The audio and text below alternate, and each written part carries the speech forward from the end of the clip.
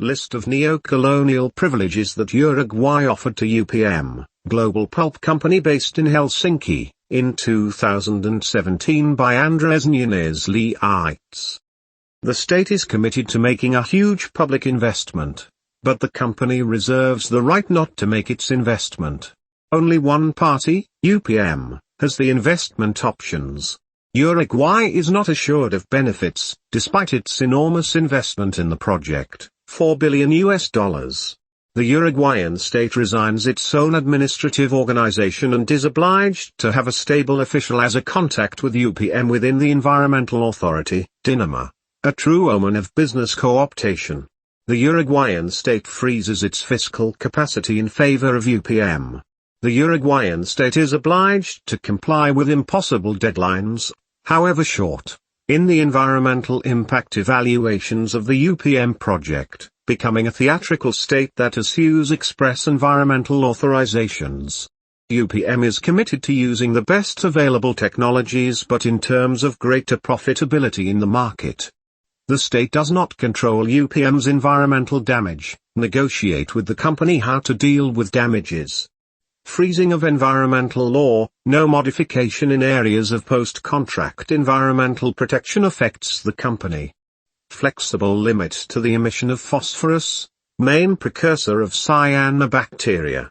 The current standard becomes negotiable, that is, Uruguay repeals the standard in favor of the company. The state reports periodically to UPM on the progress of the infrastructure preparation works that it committed to carry out. The traffic flow of the country's capital is subject to the requirements of UPM. The road and port works in Montevideo in favor of UPM are above the travel needs of citizens and local companies. The state's educational policy is subject to the will and control of UPM, which will approve UTA programs in the forestry area. UPM will be a source of labor law. The agreements with the state and the Union Center, PITCNT, are incorporated into national legislation. UPM forestry operations protected with ridiculous environmental evaluation deadlines, express authorizations. For UPM contractors, everything, credit with a subsidy for access to housing, health services, care, and education that are priorities for them over the local population. Training institutions created to provide technical support to UPM will have public-private governance and will not be state-owned or local-private. Inequity and total vassalage. Even if Uruguay fully complies with its commitments, UPM reserves the right to the final investment decision, DFI. The state renounces its jurisdiction over UPM.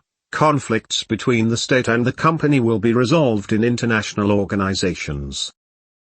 Sources: RU/UPM contract, https://medios.gov.ui/TAF_portal/2017/notitias/no_y820.3/contrato_final.pdf. My own outreach work on the topic, with quotes from the contract, https://drive.google.com/file/d/1krg5u0 vs UF2 Urdu F/view.